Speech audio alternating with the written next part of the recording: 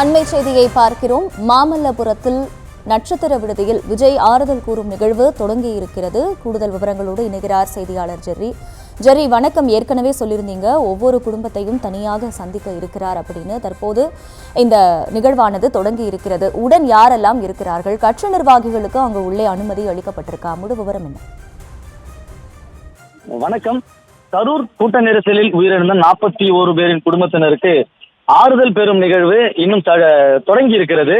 இந்த நிகழ்வில் விஜய் தனித்தனியாக சந்திக்க இருப்பதாக கூறப்படுகிறது. 41 பேருடைய குடும்பத்தினரை தனித்தனியாக சந்திக்கிறார். இருப்பினும் கூட 41 குடும்பத்தினரும் ஒரே அரங்கில் தான் அவர்கள் அமர வைத்திருக்கிறார்கள். ஒவ்வொருவராக தனியாக அழைத்து அவர் ஆறுதல் தெரிவிக்க இருக்கிறார். இருப்பினும் அவர்கள் கையில் ஒரு கோப்புகளும் வழங்கப்பட இருக்கிறது. உயிரிழந்தவனுடைய விவரம் மற்றும் அந்த குடும்பத்தினருடைய கோரிக்கை அடங்கிய கோப்புகளும் விஜயிடம் அளிக்க இருக்கிறார்கள். அதை முழுவதுமாக படித்துவிட்டு அவர் ஆறுதல் தெரிவிக்க இருக்கிறார். மற்றும் என்னென்ன கோரிக்கைகளோ அந்த கோரிக்கைகளை நிறைவேற்றுவதற்கான வாக்குறுதிகளையும் அளிக்க இருப்பதாகவும் கூறப்படுகிறது.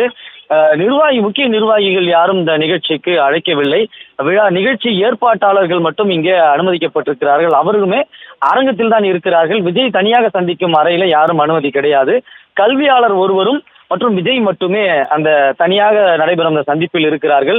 காரணம், பாதிக்கப்பட்ட குடும்பத்தில் இருக்கக்கூடிய சிறுவர்களுக்கு கல்வி ஊக்கத்தொகை வழங்குவது தொடர்பாகவும் அதற்கான ஏற்பாடுகள் குறித்தும் வாக்குறுதி அளிக்கப்பட இருக்கிறது. அதற்காக ஒரு கல்வியாளரும் விஜய் மட்டுமே தனி அறையில் இருப்பார்கள். அவர்கள் 15 to 20 நிமிடம் ஒவ்வொரு குடும்பத்திற்கும் செலவழித்து அந்த ஆறுதல் கூறும் நிகழ்வு நடைபெற இருக்கிறது.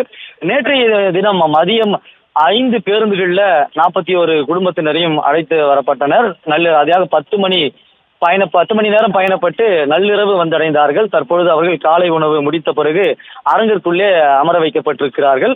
இன்னும் இந்த நிகழ்வு தொடங்கி இருக்கிறது. முதலாவதாக இருக்கக்கூடிய ஒரு குடும்பத்தை தற்பொழுது விஜய் சந்தித்து பேசி வருவதாகவும் கூறப்படுகிறது.